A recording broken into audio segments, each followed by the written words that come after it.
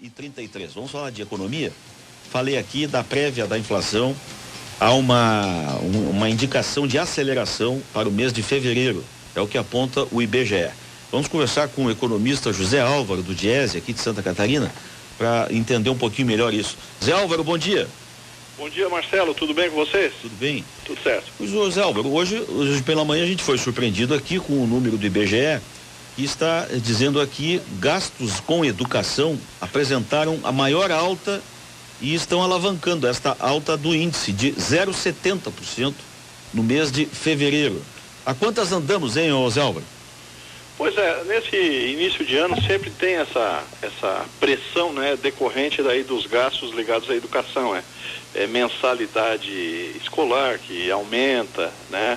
E isso tem um grande peso nas famílias, especialmente famílias de classe média, né? Antigamente não se gastava com o ensino privado nas antigas, mas hoje esse segmento aí esses itens dos gastos de uma família leva boa parte do orçamento, né?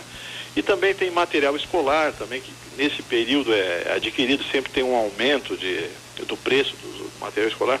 Então eu diria que essa aceleração é sazonal e é esperada, porque ocorre todo ano, né? Justamente porque é sazonal, os economistas já esperam, já sabem que nesse período do ano, e não só os itens educacionais, né? Outros itens também pressionam o orçamento das famílias, né? Como, por exemplo, alguns impostos do tipo IPTU, IPVA, etc., que acabam pressionando o orçamento familiar de todos, né?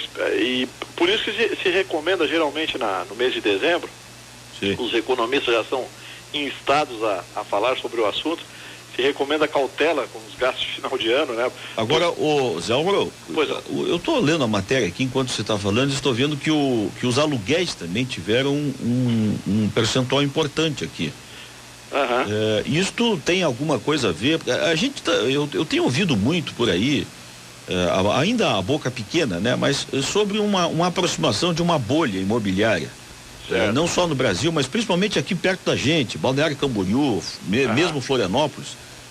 Isto tem alguma coisa a ver com este mercado imobiliário está, digamos assim, consolidado, ou temos realmente um perigo no horizonte aí, hein? Olha, eu acho que não existe esse fenômeno da bolha no país.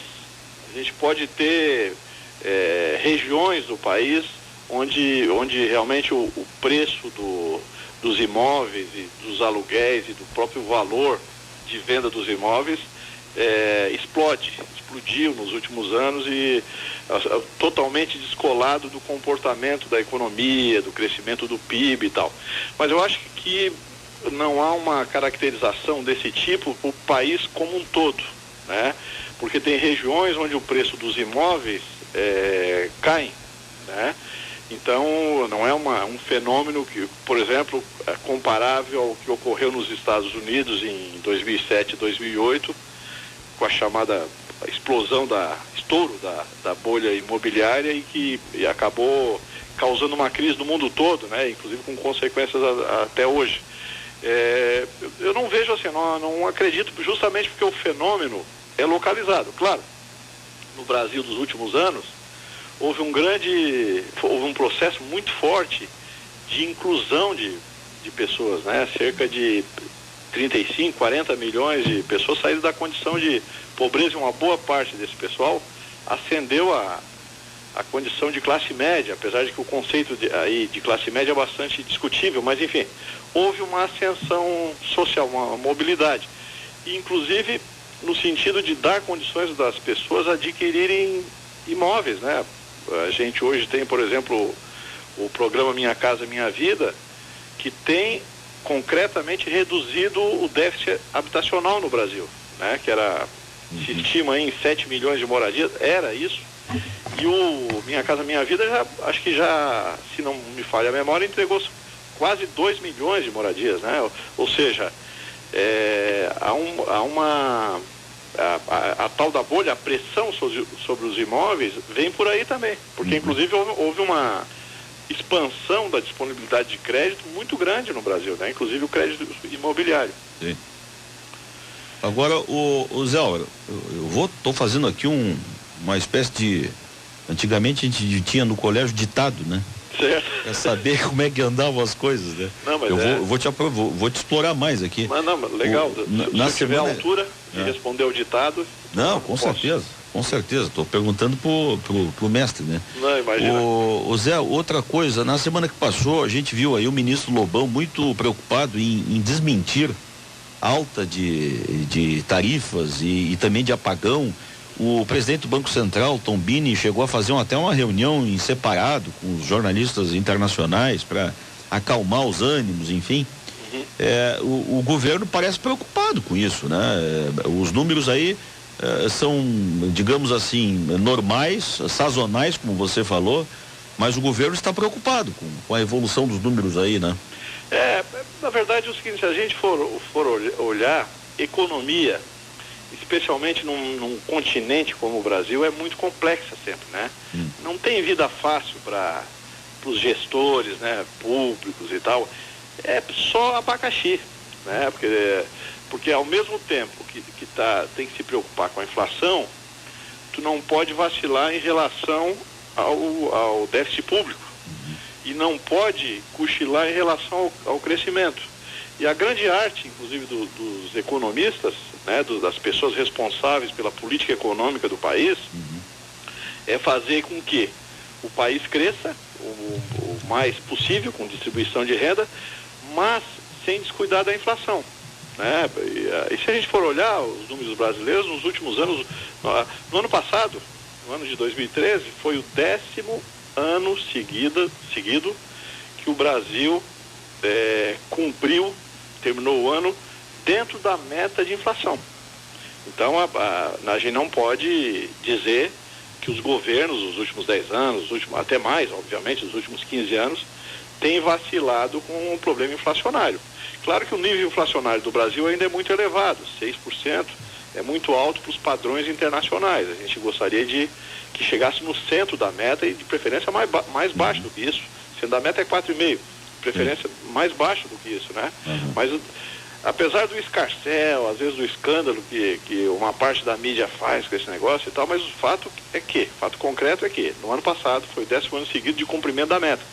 Não no centro, mas dentro da mobilidade até 6,5% que a meta permite, né? Os limites máximos. Qual é o segredo, hein, Zé Álvaro, de se ter crescimento, mas de olho na inflação, hein? Qual é o ponto principal dessa mágica aí? Sua pergunta é a pergunta de que vale $1 bilhão.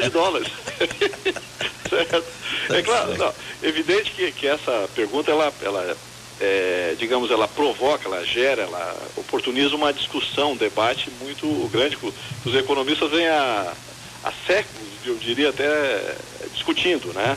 Não é algo simples, mas o que acontece no Brasil de hoje é o seguinte, primeiro, o crescimento é fundamental, né? Tu não pode deixar de crescer, porque a gente tem que incluir muita gente ainda no consumo. O Brasil tem milhões de empregos a serem gerados, porque rapidinho nós vamos ter uma população aí acima de 200 milhões de habitantes, aliás, praticamente já chegou nos 200 milhões, e nós temos que gerar empregos, porque é uma população ainda muito jovem. Então a gente não pode vacilar com a geração de emprego, mas ao mesmo tempo não pode descuidar com o problema inflacionário. Então essa discussão é permanente. E aí, como falam alguns economistas, é mais arte do que ciência, né? Ou seja, tu tem que digamos, garantir que as duas coisas ocorram simultaneamente.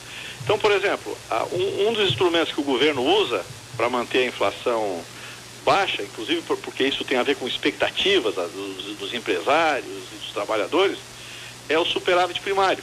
Sim. O Brasil é um dos poucos países do mundo. Se a gente pegar aí nos últimos 10 anos, o Brasil deve ter sido o país que mais fez superávit primário, ou seja, aquela economia que se faz para pagar juros, né? Para dizer em poucas palavras, é mais ou menos isso. Que a gente pode travar uma discussão sobre isso, acho que tem problemas esse superávit primário, mas isso é uma garantia para a sociedade de que as contas governamentais estão em dia. E essa dimensão, inclusive, é fundamental para o controle da inflação. Se o país tivesse bagunçado do ponto de vista fiscal, a primeira sintoma que apareceria seria a perda do controle inflacionário. Sim. Então tu percebe que não é simples esse negócio, né, Marcelo? Não, complicado, claro. Tu sabe melhor do que eu, até porque tu discute há muitos anos isso. Imagina, se eu vou saber mais do que tu.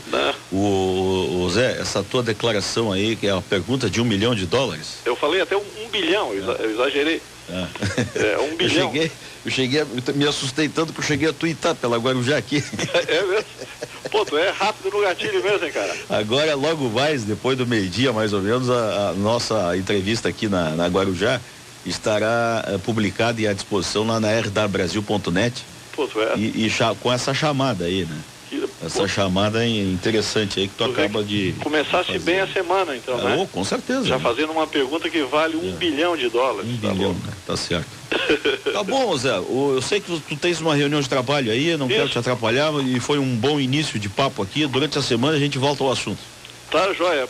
Obrigado aí pelo contato e estamos sempre à disposição de vocês aí, tá? Tá certo. Um abraço, bom dia de trabalho. Obrigado e boa semana, Marcelo. Valeu. O José Álvaro, o economista do Diese, aqui de Santa Catarina, coordenador técnico do Diese, que me fez uma avaliação, claro que sempre rápida, né? Esses são assuntos muito complexos, né? Mas com o talento aí do Zé Álvaro, a gente consegue falar de uma forma bem popular sobre